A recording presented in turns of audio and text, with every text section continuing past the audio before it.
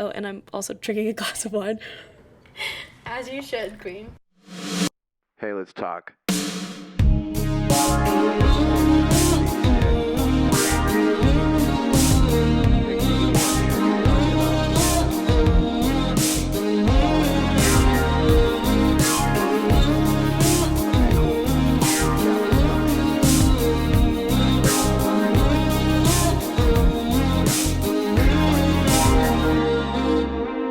Hey guys, welcome back to Collective Sound.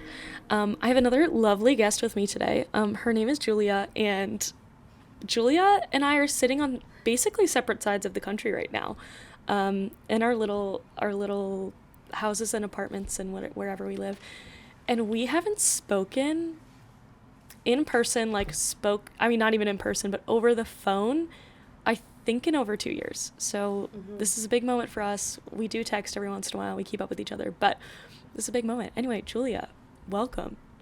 Thank you so much. I'm so excited to be on this podcast. This feels like so formal and it's kind of gross. Anyway. No, you're fine. So the reason I brought Julia on, I brought her on for a lot of reasons, but Julia and I met on the internet. So we met, that sounds like we met on a dating app. Julia and I met. Yeah, we did. We met on a dating app. No, I'm kidding. We met on Twitter in like 2013, 14 probably. Yeah. Right?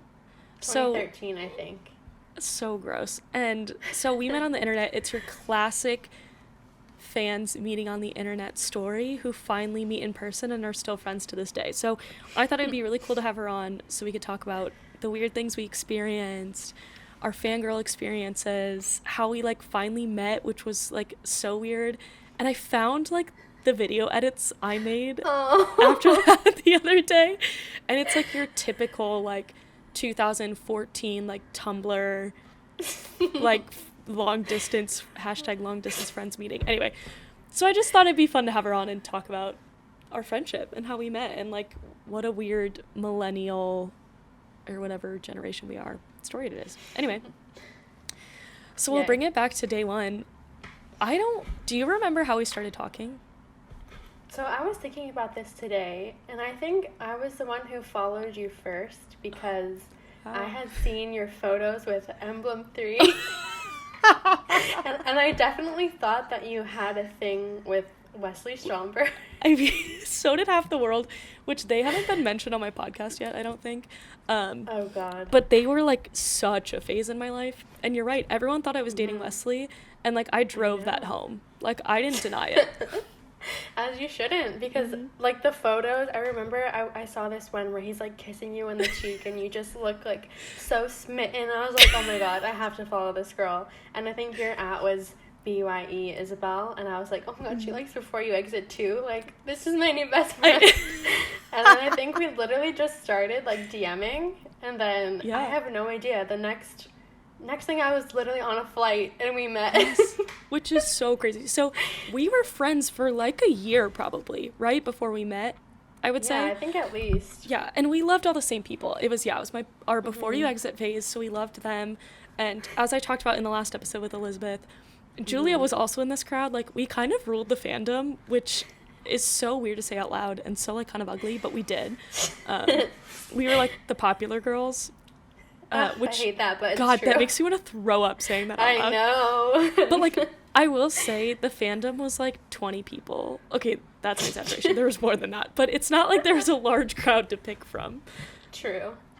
And I think part of it, too, was that we lived in places that they would go a lot. And so we just, like, would see and meet them a lot. But, like, I will not let this go under the carpet. This was also during our Cody Simpson phase. Gotta go. I had to say his name, but this is like God. Cody Simpson, also like Ryan Beatty, which you knew him, right? He grew up by you. Yeah, it was Cody Simpson, Ryan Beatty, Before You Exit, and then that summer was like the peak of our existence when literally those they three all people went toured on tour together. I know. Which was insanity. Yeah. So we're I feel friends. like we just liked everyone. We liked all the same people. I know, which was such a blessing.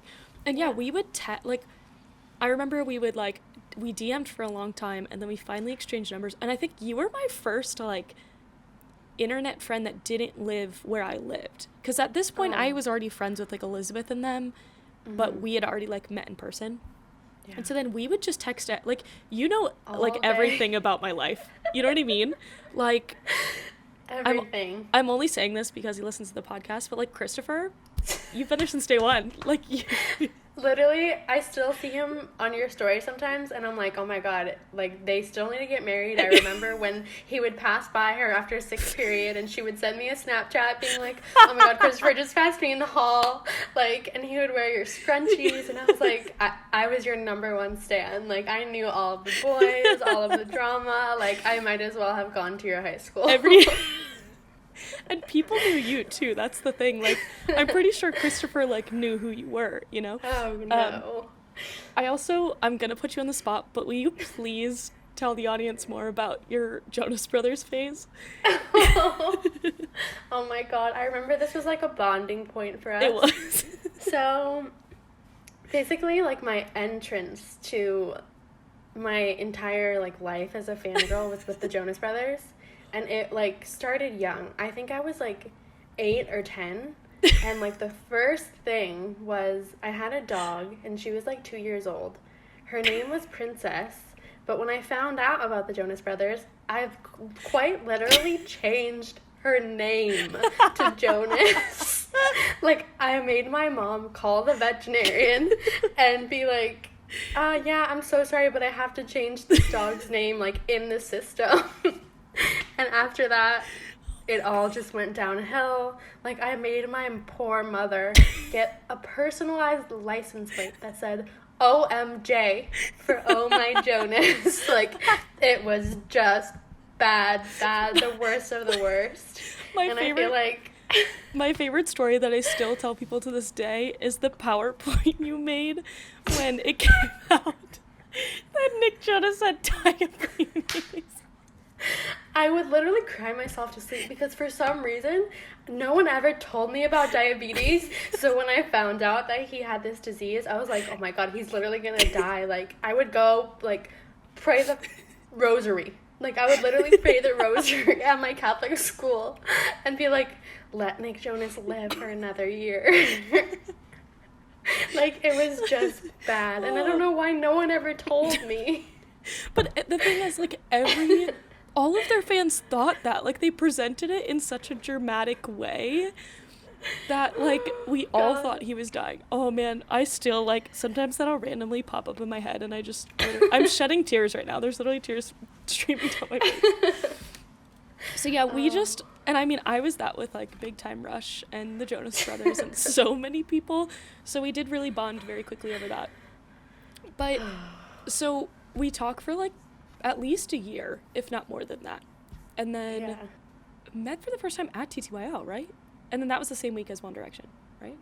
Yeah, I think so. So you have family in Minnesota, which was like 5-ish hours away from me, something like that. So I remember that summer you were going, and you were like, ooh, we should, like, do something. Like, we should figure out how to meet, whatever. And somehow that lined up with the second TTYL we did.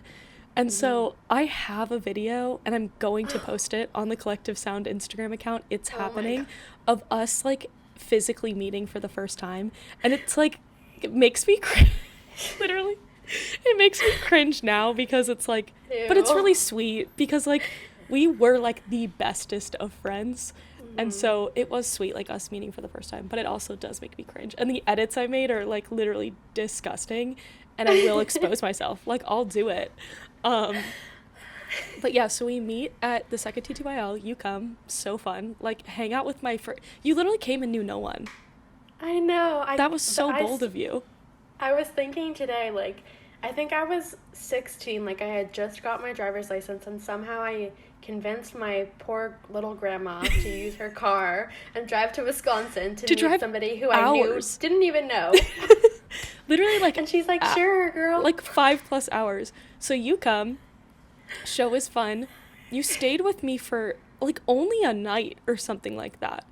Yeah, we go I and, like, that. Have our merry little time together.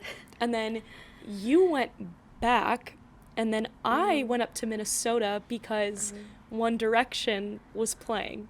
And 5 Seconds of Summer, which I didn't go to that show. You went to that show for specific reasons, which is really funny, but we won't expose anyone on this podcast.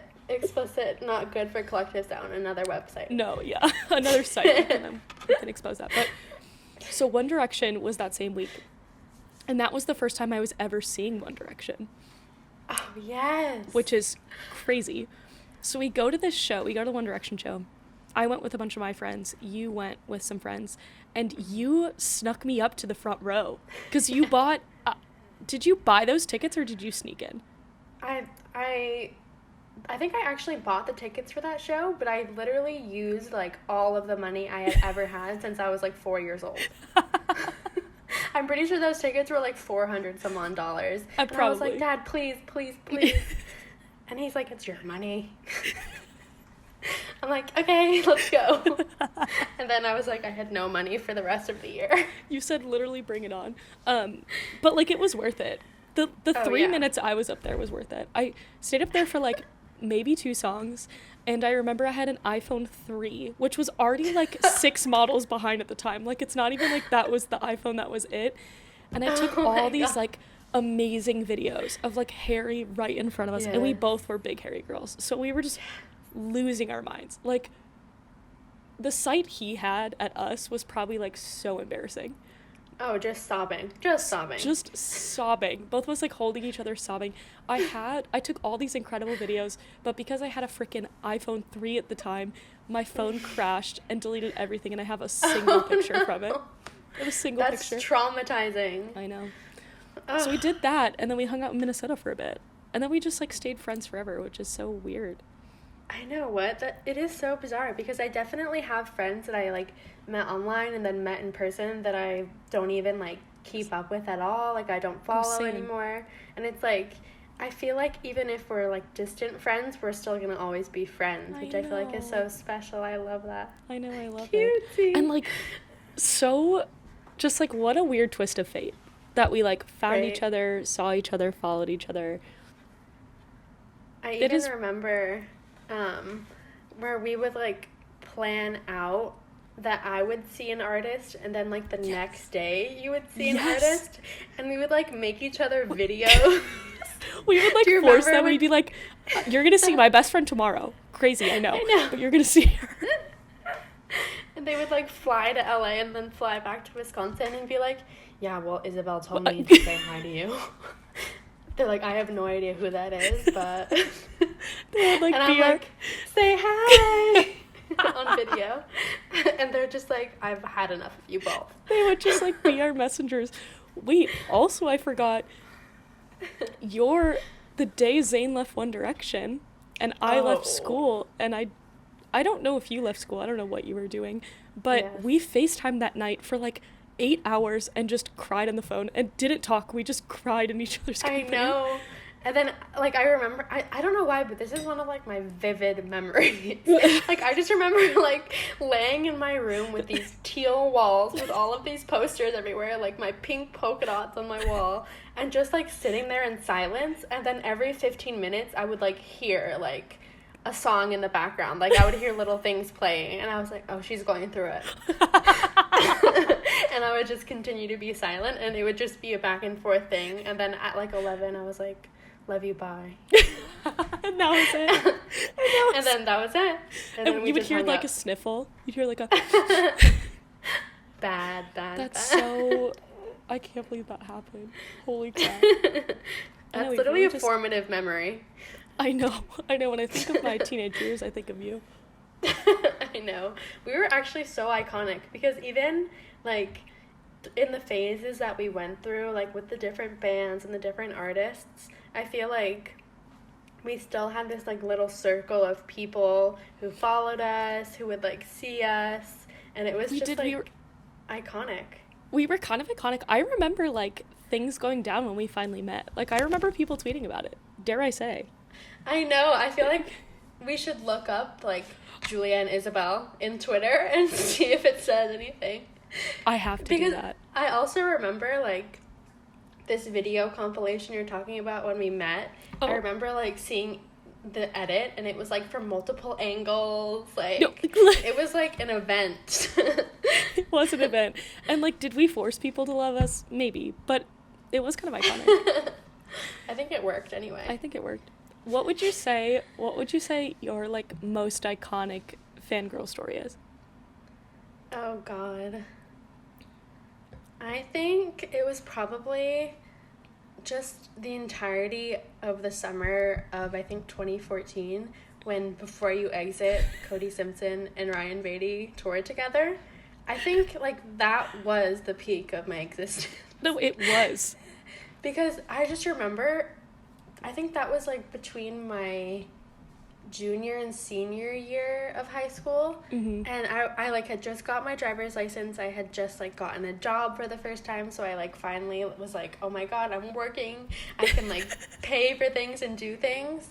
And I just remember, like, having an itinerary and planning out, like, all of the dates that I went to. And then it was just, like, the most, this sounds so bad, but it was so, like, rewarding to go, like, from show to show. And, like, I don't know, I feel like the community that we had of girls was so supportive and so, like, loving and welcoming. Like, we would go on, like, the bus parties with Before You Exit, and it would just be, like, I don't know, it was just so fun. I feel like we had such little responsibility, we had such little to worry about, that it was just like all we had to do was just have fun, you know? I agree. What an iconic time. And it was really cool because there was like a core group of girls that kind of there was like a little group out west by you, a little group in like the Midwest, like Chicago area, and then the like East Coast girls. But we were all like really good friends. So it was this really cool like community of like we'd all kind of like seen them at different times and like hype each other up, and like everyone would just like meet each other and cross lines. And I know I kind of miss like that weird community that we formed. It was so pure. I think if there's anything to describe it would be pure and wholesome.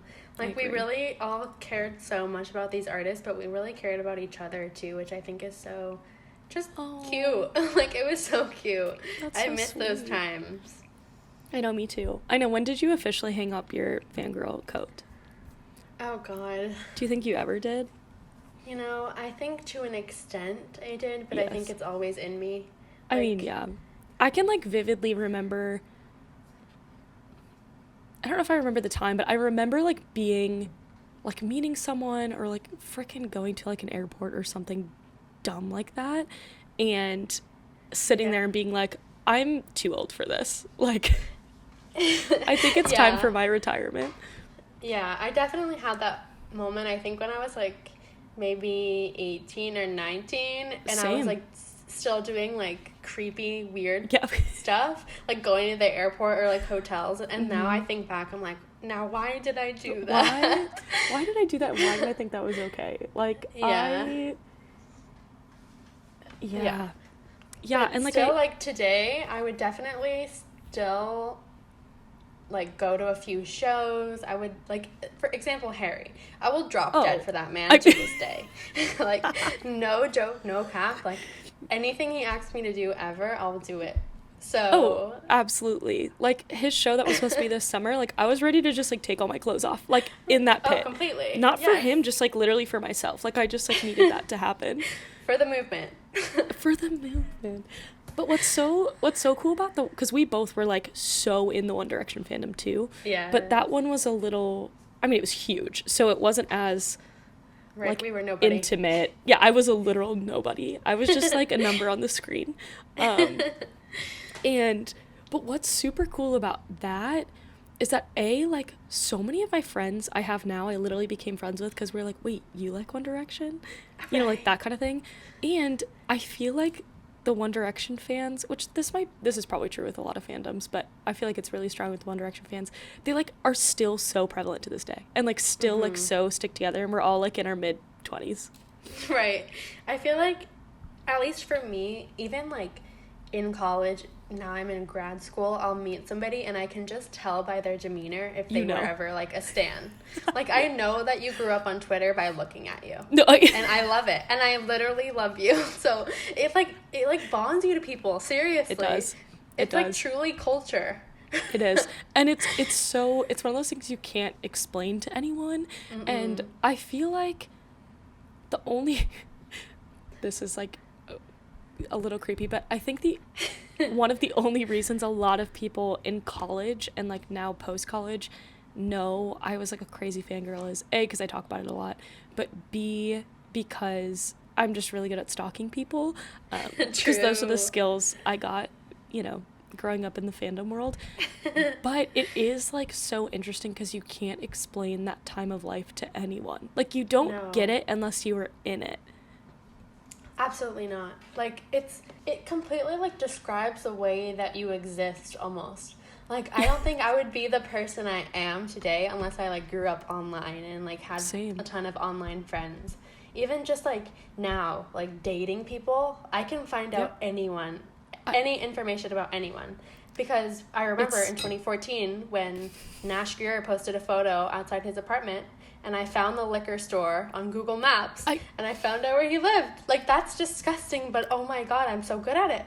No, same. Like, I remember, like, I did this with multiple artists, but, like, I remember specifically doing it with One Direction, but I think I probably did with Emblem 3 too. I did like everything in the book for Emblem 3. I was psychotic. But like they would post a picture in their hotel room and we would find the wallpaper from the hotel room on their website. It's bad. It's so bad. Now that I like look back on these times, I'm like, oh, I can't even imagine if somebody did that to me. Like I feel so bad. I think we, though, like, I will give a disclaimer, like, us two specifically, we're really respectful. Like, there's one thing I did that I will never mention on this podcast, but I will tell you later that I did that I will never speak out loud because it was so just, like, I should not have done that. And I think I knew in the moment I also shouldn't have been doing it. But, like, we weren't Social Security bad, but... Man, but also, like, remember when One Direction fans, like, hacked into the airport security camera? Security cameras. To literally just watch Harry sit there. Or, like, somehow found their blood types. Like, the fact, like, 15-year-old girls did that amazes me. I know. It's so creepy, but, like, they're so powerful. That's all I'm gonna say. Yeah, I mean, I think the line was definitely crossed, but all I should say is that the fact that they could cross the line is impeccable, and I applaud them for that. I agree. Did like everyone at your school know what you did? Like that you were this crazy fangirl and you like lived this life? Yeah, I think that's like the only thing that people like knew me for. I was definitely like shy and not like popular at all, but I would like people would always come up to me and be like, oh, do you know X, you know Y, you know Z, and be like, oh my God, I saw you with this person this weekend, like, are you dating him, and all of this stuff, and I'm like, yeah. And you said yeah. But I was like, me and Shawn Mendes. Seriously, like, meanwhile it's like a meet and greet photo, like, why would you ever think that? Like, okay. Hello. We were bad because, like, this is the sole reason you thought I was dating Wesley, because I would get these pictures that, like, I know which one you're talking about with Wesley, and I, like, met him, well, that one I actually did, like, actually run into him on the street. I was going downtown to try to find him, and we did just, like, literally run into him. So the picture is, like, it's him kissing my cheek, it's on the street, we do, like, very much look like a couple, but then I would, like, make captions that were so, like, you know what I mean? You would, like, make, like, discreet captions, like, so good to see you again. And, like, I hate that. Like, we're so annoying for that, actually. I went back on my old, like, fangirl Twitter account and looked at some of it and was like, oh, I, like, hope no one ever finds that. I know. I feel like we would, like, feed into rumors, like, especially with, like, the Before You Exit fandom. I remember it was like, it was you and Riley and it was me and Connor. And I remember we used to like tag them in our old Instagram photos that like was like a photo of like trees to make people think that we were like in the forest with them. No, straight up. And I remember vividly, I wonder if I could find it. There was a picture, a literally like Tumblr picture that was huge on Tumblr that I convinced people was either me and Riley or me and Wesley. I don't remember what it was. And people straight up believed me. Like, straight up. And I would like post it on my real Instagram account that like real people followed. and like would tag him. And everyone would be like, oh my, and then all of our friends would go in and comment and be like, you two are so cute, to just like feed into it. Oh, and that's why people in our real life thought that we were literally dating these people. Like, why would they not think that? Like, I would literally post a photo of me and this guy from the band and be like, smiley face, so lovely seeing you this evening, X. Like, who did I think I was? Meanwhile, I have never even been up close to a boy. Like, huh? You know what? We had some audacity. Like, before you exit, did not know my name. Oh, no. You know what I mean? Like, it's like, they did not, as like, I'm like over here, like, convincing people I dated them. And they like literally had no idea who I was.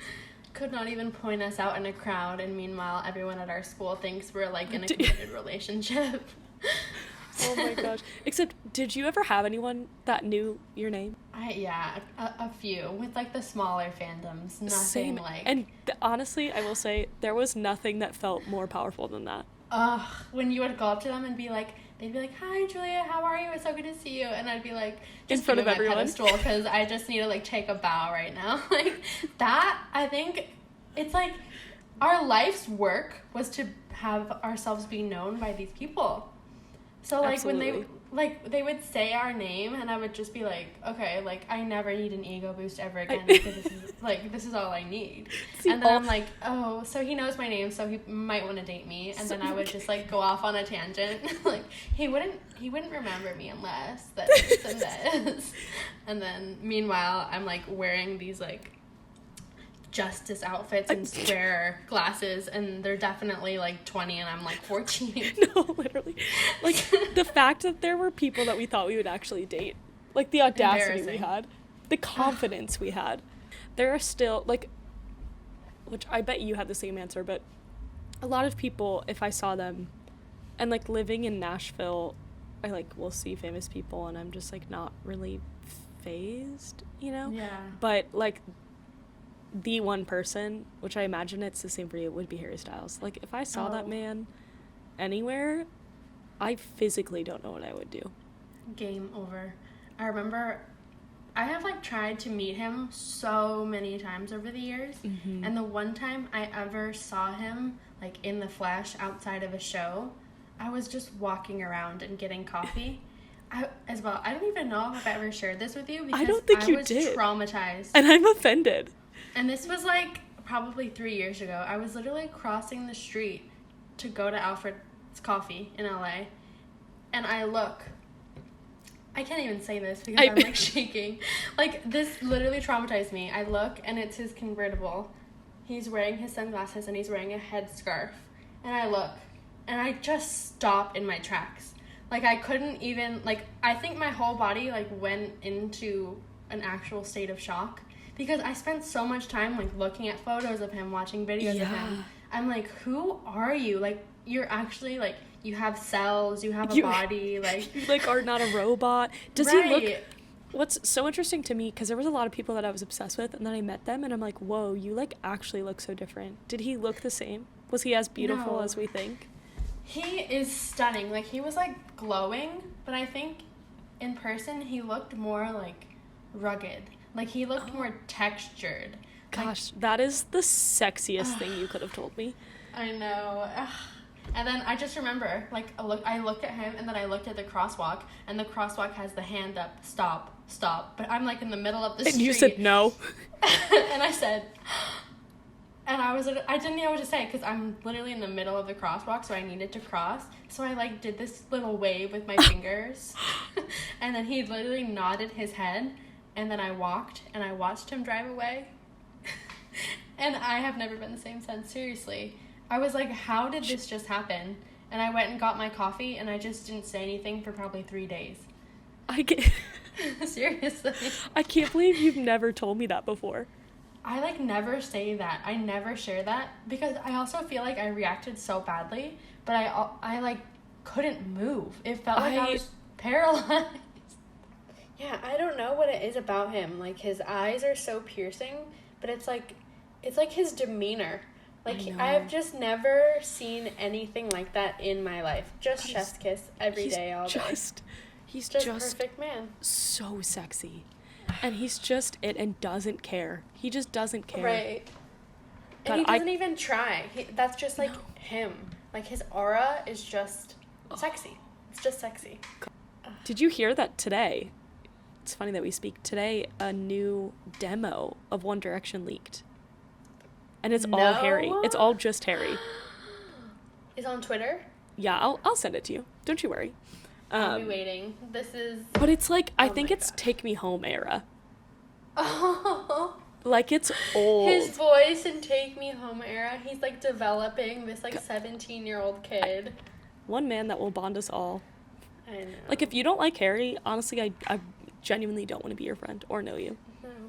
There's no reason not to like him. Like, No. he's so likable. Even if it's just, like, you like his voice, okay, let's talk about his songs. Like, if you like Exactly. his style, yeah, of course. Like, his demeanor, yeah. Like, there's nothing that he's never done anything bad. Like, he supports all of these wonderful social causes. Like, he's just a king all around. What can we say?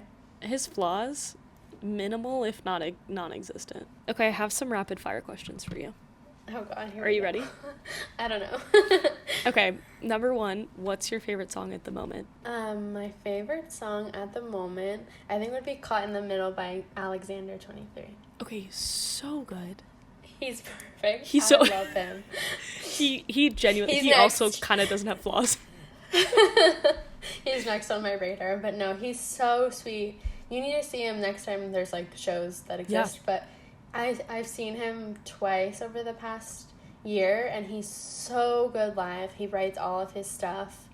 It's like, I love those up and coming artists. I feel like Yes. that's always been our thing, is like up and coming artists, except One absolutely. Direction. Okay, But- true. Oh my gosh, love it. Good answer. That song is so good. Number 2, best concert you've ever been to. Oh, God. I think it was the On the Road Again show. Because Five Sauce, One Direction, like the energy in that stadium, I don't think I felt anything like that ever in my life. Like, I truly felt like I was floating. The things I would do for, like, to see a 5 Sauce One Direction show again, like, are probably immoral. Like, Right. 5 Sauce, I will say, I was so obsessed with them at the time. Then they kind of went downhill. Their newest album, so good. Calm, literally stream Calm. Look, stream Calm now. Like, leave this podcast and stream Calm. It's so it's good. so good. Also, the transformation of Luke Hemmings is just like out of this world. Mwah, mwah, mwah, Like, mwah. Chef's The makeup, the nails, Yes. the style. the like, glitter, Oh. the vault videos they do Oh, wow. are like painfully good. Next one. If you could meet one person, dead or alive, who would it be? It can be an artist. It could be anyone in the world. I think it would, honest to God, this is pretty bad, but I think it would be Harry. I mean, it would. It Like, has to. meet, like, have a conversation with, because, like, jokes aside, he has truly formed so much of who I am. Like, I have so many friends because of him, because of One Direction. I have, like, some of the style that I do because of him, like, some of the, like, beliefs that I do because of him. Like, I think that his existence has totally changed the way that I exist. And I just feel like it would be such, like, a monumental moment for me to, like, meet him and, like, actually interact with him. I like can't even like process that. I know. I I would know. love to have even just like give me 10 minutes. Give me just like Right. 10 minutes to just like tell him everything you just said, like how important. And this is where I still get fangirl. Like this is still where I Yeah. get a little kooky of not kooky. I shouldn't say that. Fangirls aren't kooky. We support them. We love them. Yes. But like he has. I agree because I think you've loved them since they formed and I have too. And so that was such like a formative time in our lives, like 7th, Yeah. 8th grade. And so, and like I've loved them since. So Mhm. it's so crazy. Also, all the things that like symbolically that they've like been there for me, you know? Mhm. It's crazy to think about. Like, even just thinking, just their songs alone. Like, their songs have been the soundtrack to so many huge moments in my life. Same. Like, I just remember, like, graduating high school, I was playing their music. Like, being in college, and when like, Harry's debut album came out, like, all of these like, all of the formative years of my life, I have some association with Harry or One Direction. So it's like, Same. how could I not? I don't know. How could I not love them? Like, they'll always be in my heart. No, I agree. Till the day I die. All of them. Truly. I'm in love with you. I'm in love with you. I'm in love with every single person that listens to this podcast. And if I don't know you, I'm probably in love with you. Julia, thank you so much for coming on my podcast. Yes, this is so exciting for me. Thank you for having me. I can't wait to listen to it forever. Oh my gosh. Well, this is officially the end. And Okay. Here we go. Okay. Well, I'm going to end that. But I still want to chat with you for a minute because I miss you. Okay, Justin Long, listen up. I don't really know you or what you do or why you're important in Isabel's life, but what I do know is she is one of the most ambitious and charismatic gals I've ever met, and like she just said, whatever she thinks of, she puts her mind to, she'll do it. So I will personally take matters up with you if you do not participate in this podcast, because it is all your pleasure and not hers. Love you. Julia, that was just like a love letter to me. I don't care about Justin Long. I care about Isabel Pacey. Aww.